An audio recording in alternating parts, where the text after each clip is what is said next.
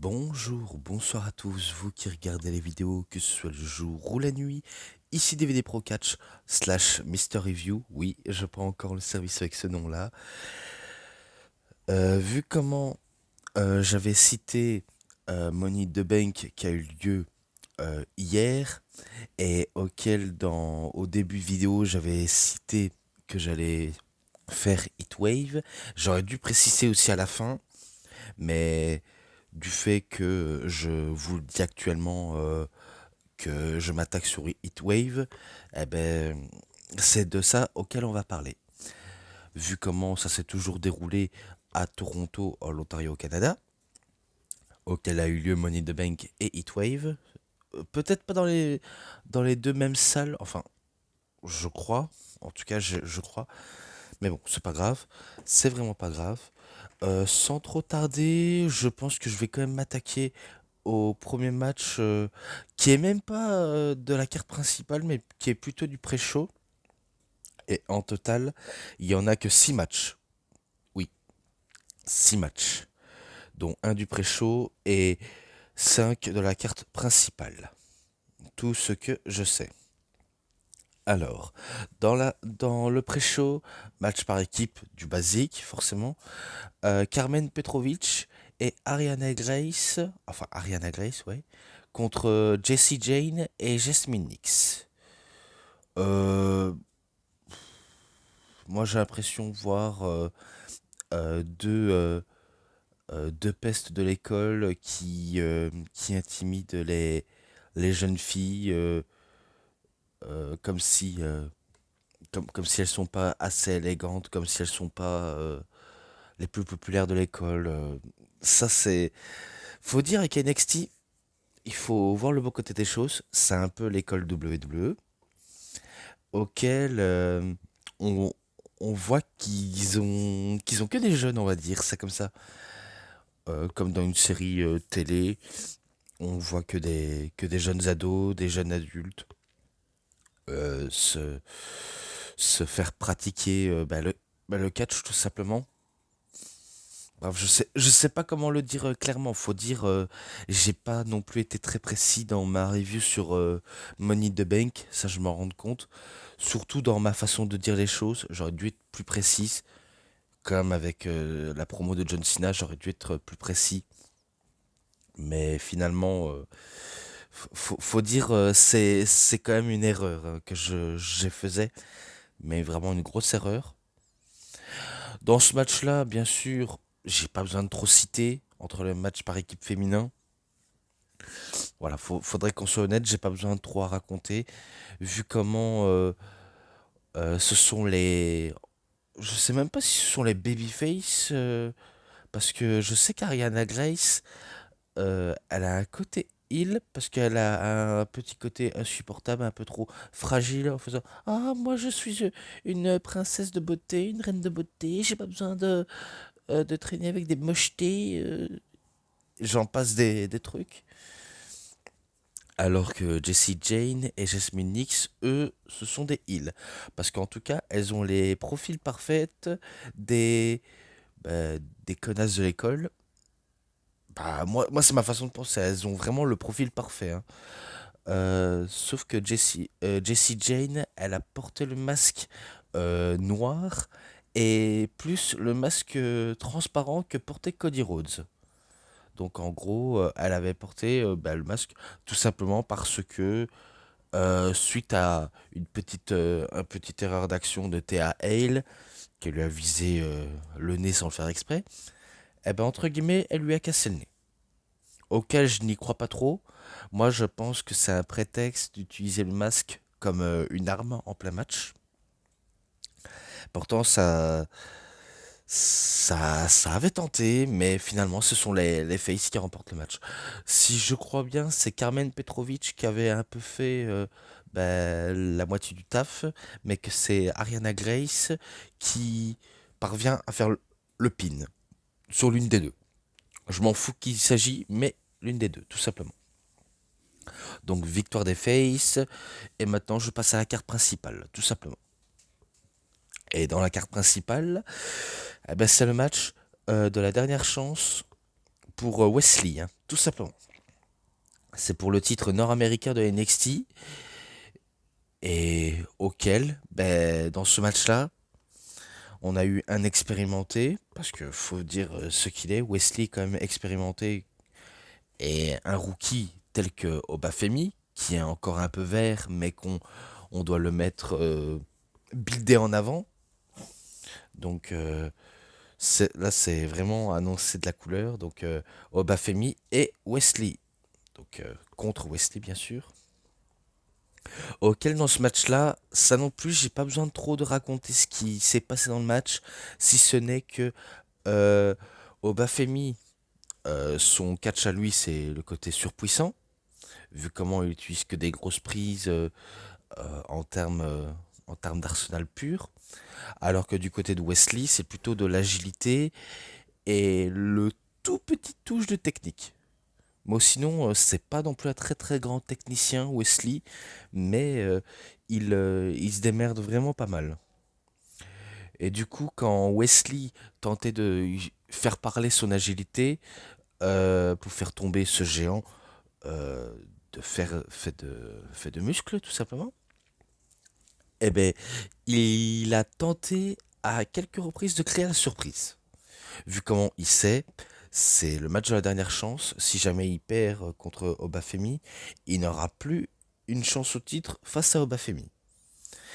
J'aurais dû préciser aussi pour Seth Rollins lors de Money in the Bank, j'aurais dû préciser que si jamais Seth Rollins perd contre Damien Priest, ça je l'ai déjà dit, eh ben, il aura plus une chance au titre.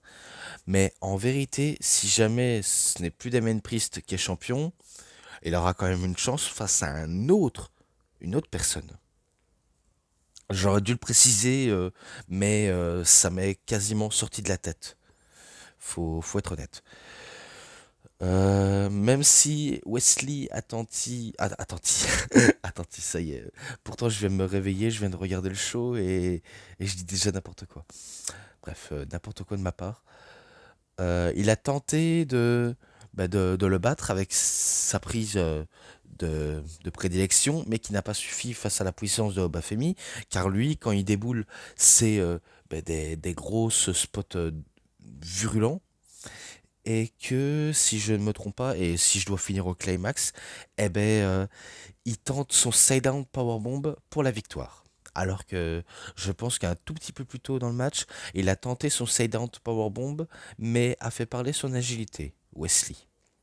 Alors que là, Obafemi l'a calmé avec des grosses prises et qui le bat en un rien de temps. C'est tout ce que je sais pour ce match-là. Donc victoire de Obafemi, il reste toujours champion nord-américain masculin. Donc voilà tout. Et maintenant, j'étais passé aux hommes, maintenant je passe aux femmes. Pour le titre nord-américain féminin d'NXT de la WWE. Donc Kelani Jordan contre Sol Ruka. Je sais pas si ça vous paraît un peu prévisible tout ça, parce que pour Obafemi, je m'étais dit forcément que ce serait lui qui remporterait le match, mais entre Kelani Jordan et Sol Ruka, est-ce que c'était prévisible? Ça, j'en ai vraiment aucune idée. Parce que, certes, Kelani Jordan, là qu'elle vient d'être championne, il faudrait qu'elle profite en tant que championne. Mais Sol Ruka, je pense qu'elle fait vraiment un tout petit peu sensation.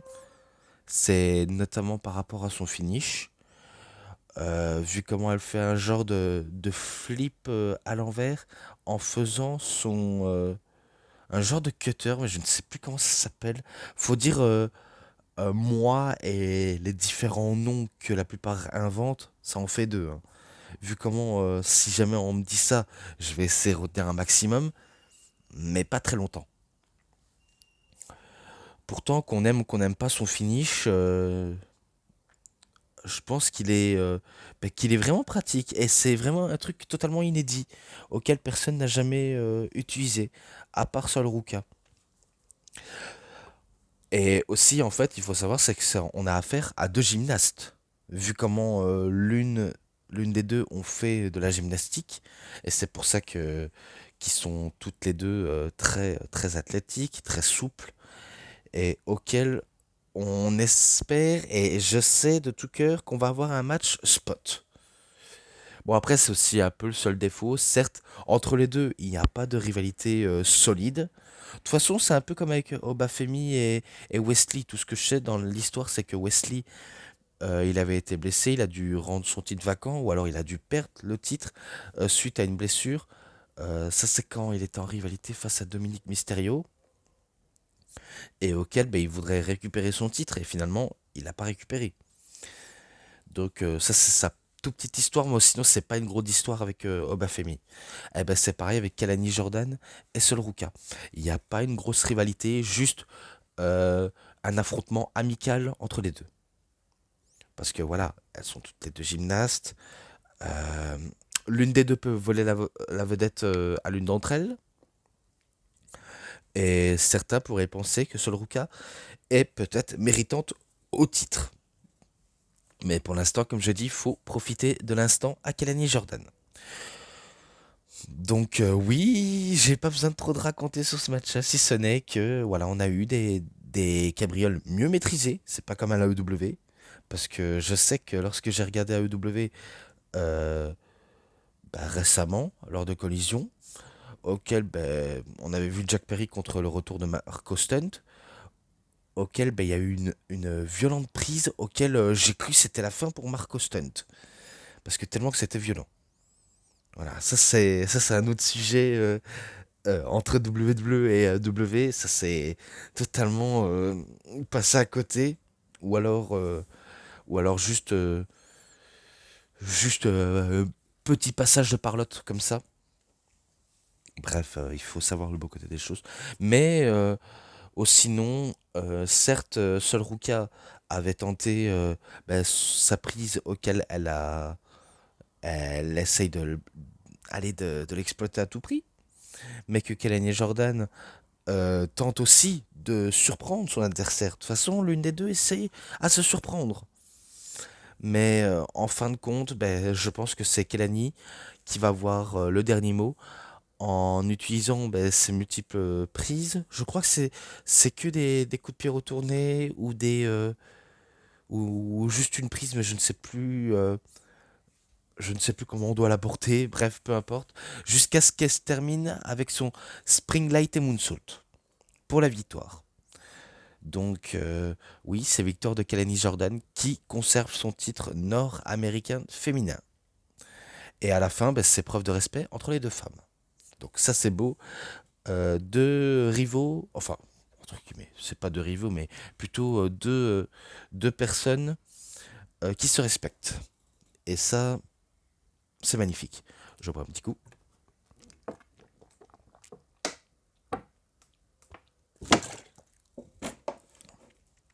Et pareil, je poursuis au suivant.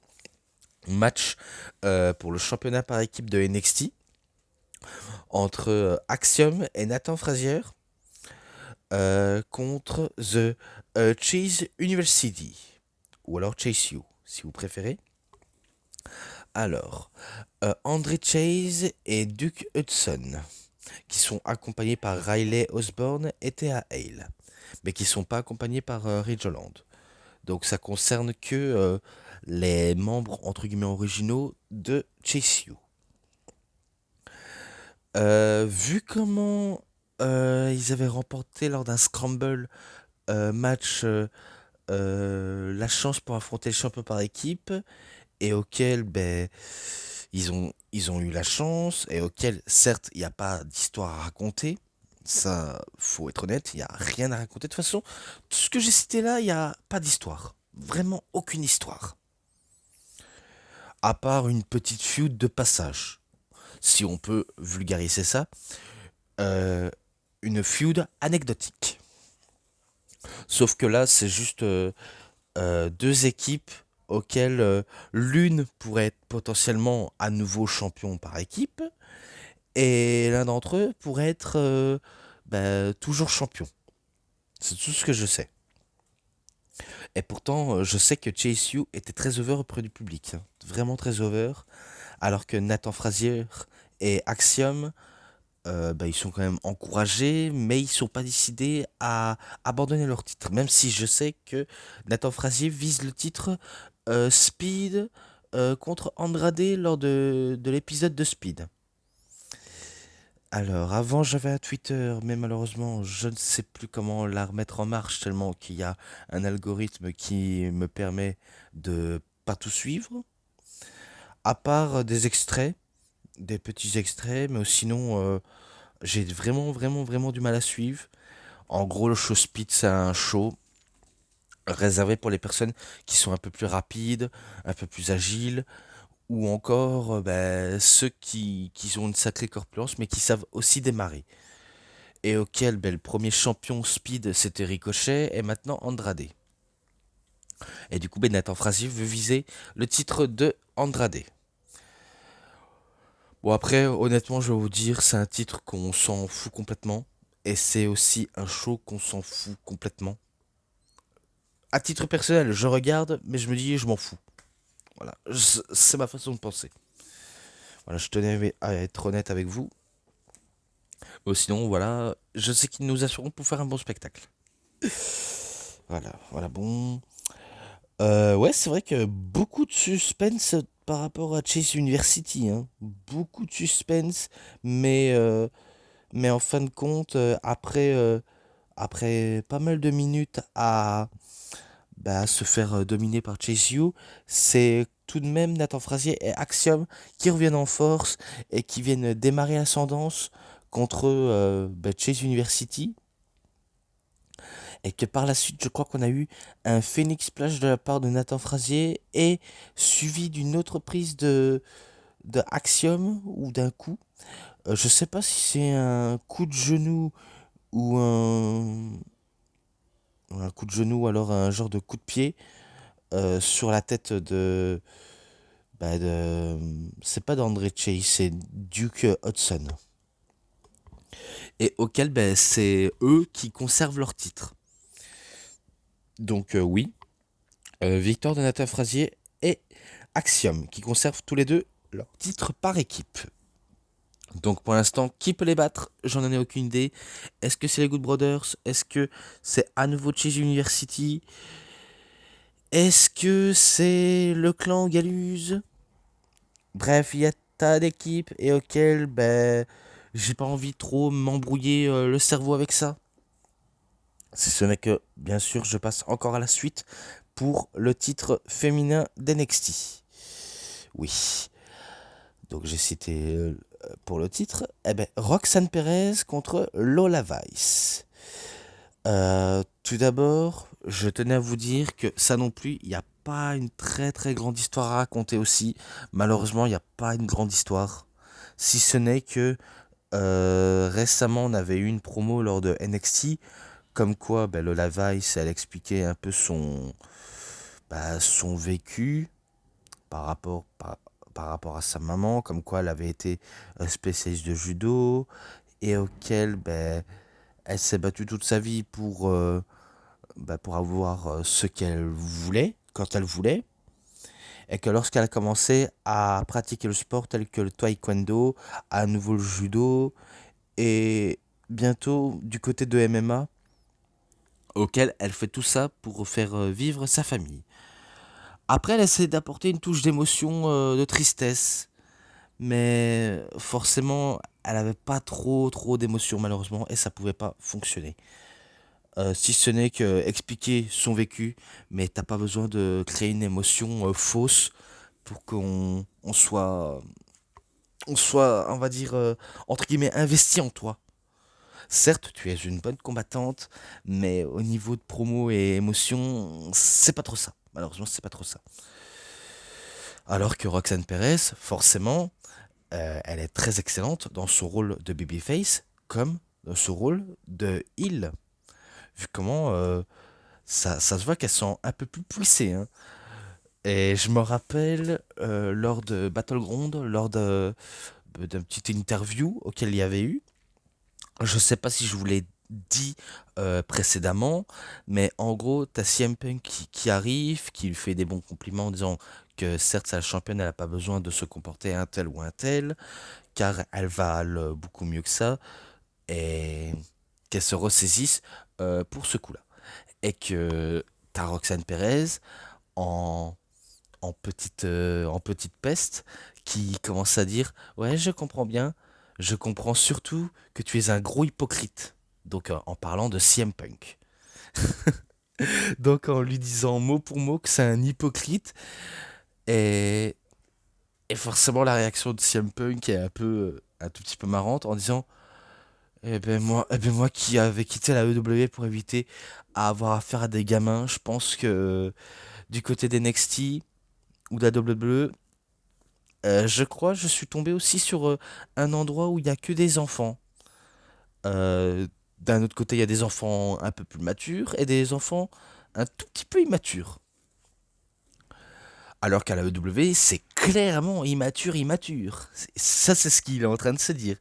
Donc, en gros, bien sûr, Roxane Perez fait genre qu'elle veut pas suivre les conseils des anciens, parce qu'après tout, elle se montre un peu plus prétentieuse, euh, un peu beaucoup plus sûre d'elle, parce que faut dire depuis qu'elle est championne, elle est sûre de elle, elle est quasiment en surconfiance. Vraiment, elle a trop pris la confiance.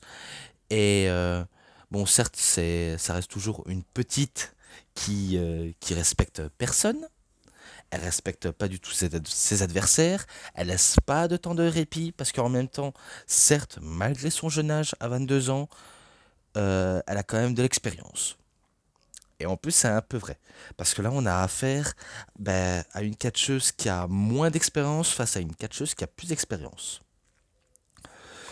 Donc oui, Lola Vice a moins d'expérience que Roxane Perez. Certes, elle a de l'expérience en judo, en taekwondo, et même en MMA. Elle a peut-être ça, mais elle n'a pas d'expérience en catch. Du moins, pas pour le moment, pas encore. Ça viendra peut-être plus tard si elle gagne de l'expérience.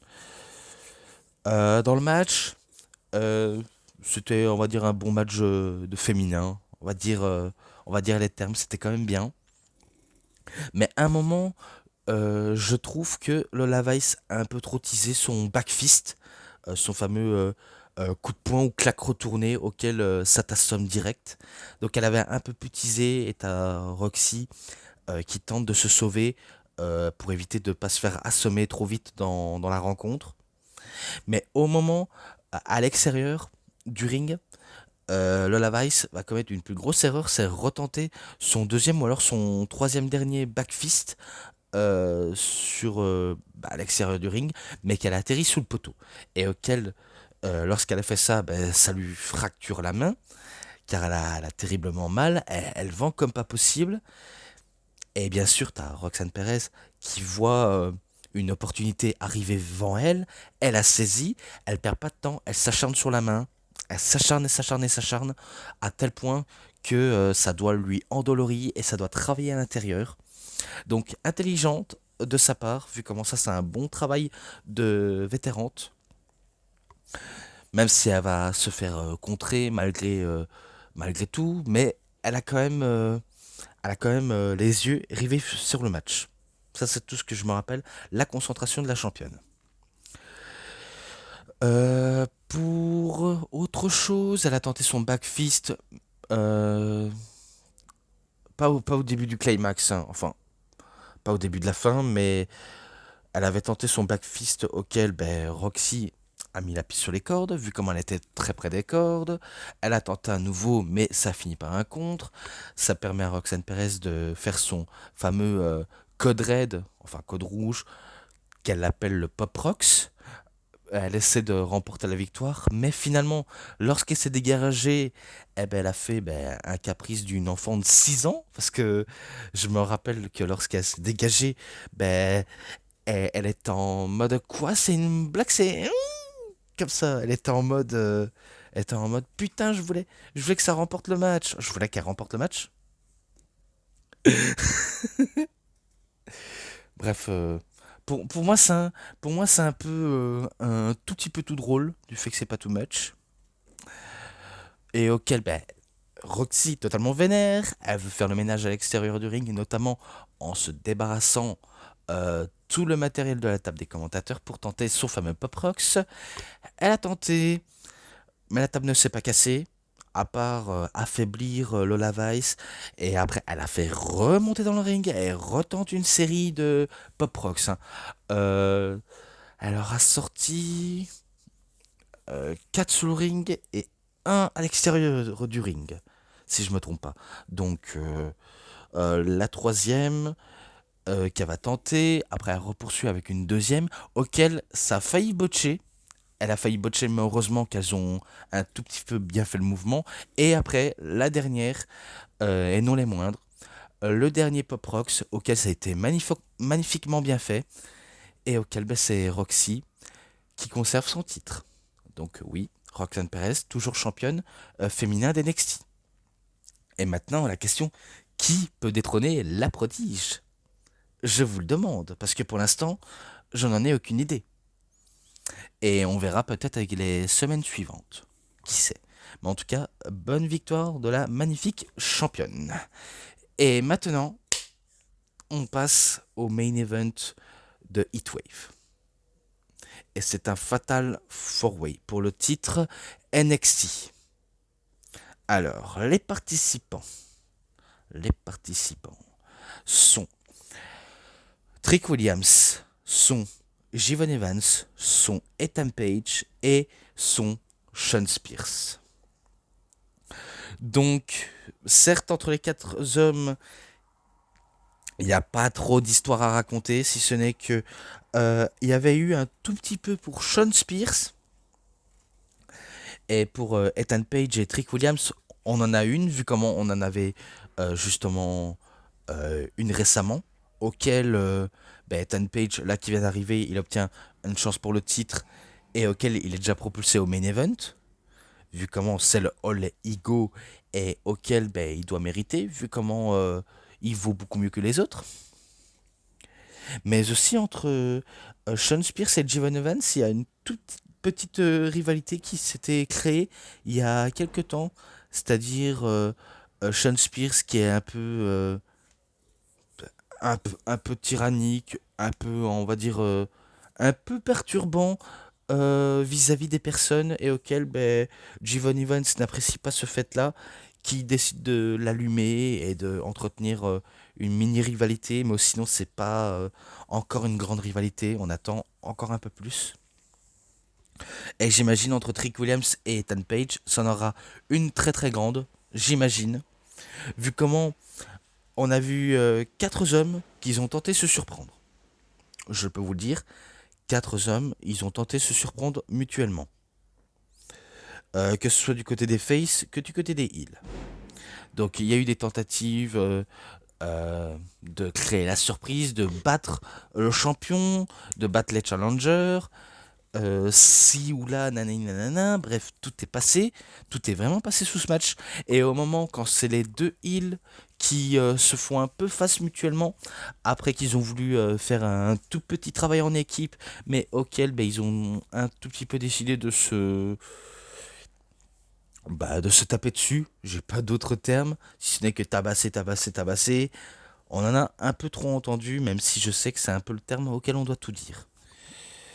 Donc, malgré la petite dissolution, ils essaient de se faire la paix, mais au même moment, tous les deux, ils avaient tous les deux la même idée, ils avaient tous les deux eu la même idée, c'est de faire un énorme coup de fourchette dans son adversaire. Et bien finalement, c'était tous les deux qui se sont fait le double étranglement des yeux. Et ça, c'est un truc auquel j'avais pas encore vu. 2 personnes heal qui tentent d'aveugler l'autre, et bien finalement, c'est tous les deux qui se aveuglent de manière, de manière peut-être voulue. Voilà quoi. Et après, quand les heals sont hors d'état de nuire, eh ben, entre les faces, certes, il y a beaucoup de camaraderie entre Trick Williams et Jivon Evans. Mais dans un match comme ça, ils se disent, ok, dans la vraie vie, on est amis, on est poteaux, toi et moi, on est vraiment poteaux. Mais quand c'est un titre, laissons de côté l'amitié, passons au côté spectacle auquel les gens insistent à avoir. Donc on va se foutre sous la gueule. C'est ce qu'ils ont fait entre Trick Williams et Jivon Evans. Donc est-ce que Tricky est sorti petit vainqueur de cette petite confrontation avec son ami? Euh, Pas sûr, parce que vu comment il tenait bien le coup, le gamin, je le rappelle qu'il a que 19 ans, bientôt la vingtaine, et auquel ben, il est déjà dans le main event, et il veut assurer que, bah, que tout se passe bien pour lui, et aussi qu'il affronte des personnes bien plus installées que lui. Ouais, parce qu'il faut dire, Ethan Page et Sean Spears et aussi Trick Williams sont quand même déjà installés, hein, vu comment ils ont un peu plus d'expérience, alors que Jivan Evans, c'est le moins expérimenté, mais qui a encore besoin à apprendre les ficelles du métier. Tout simplement. Vraiment, tout simplement. Dans le match, je me rappelle que Sean Spears a pris sa chaise blanche auquel il a frappé ben, sur Trick Williams, sur Jivan Evans et aussi sur Ethan Page, alors que l'un d'entre eux a tenté de remporter le match sur la fourrie générale du public. Et après, ben, je pense que je vais passer au climax du show parce que j'ai pas besoin de m'attarder 1000 ans dessus. Au moment où Trick Williams ben, tente sa trickney, il a tenté sa trickney sur Sean Spears, auquel il s'est mangé le trickney. Et, et je pense que c'est peut-être Ethan Page qui va balancer à l'extérieur Trick Williams pour tenter le tomber et remporter le match. Et du coup, sous les yeux dépités de Trick Williams qui perd son titre. Donc oui, vous avez bien compris, Ethan Page a battu Trick Williams, Sean Spears et Jivan Evans pour devenir champion NXT. À peine arrivé, je suis champion NXT. Donc All Ego est devenu champion. De quoi bien faire rager le public, de bien enfoncer le couteau dans la plaie. Eh ben, il devient champion NXT. Pour ma part, un sacré exploit de la part de Ethan Page. Maintenant, j'imagine qu'il va avoir encore plus de répercussions envers les membres de Métaphore, notamment envers Oromensa, et peut-être à nouveau avec Trick Williams, hein, parce que je pense pas que ça va s'arrêter de si peu, vraiment pas de si peu, vu comment le petit clou de la rivalité peut être enfoncé, qui sait. Et moi, ben, bien sûr, c'était tout pour ce match-là, j'ai pas besoin de trop en raconter, en sachant qu'il n'y a pas d'autres matchs par derrière, seulement ceux que je devais citer. Et pendant ce temps-là, moi, je décide de m'arrêter ici. Donc voilà tout. C'est tout pour cette vidéo de review. C'était DVD Pro Catch slash Mister Review. J'espère que ça vous aura énormément bien plu. Et si vous avez aimé cette vidéo, vous savez ce qu'il vous reste à faire. Likez la vidéo, commentez, partagez, abonnez-vous à ma chaîne et cliquez sur la petite cloche pour avoir plus des notifications et des prochaines vidéos. Et moi je vous dis bonne journée, bonne soirée à tous. Au revoir tout le monde pour une prochaine vidéo. Allez, bye bye tout le monde.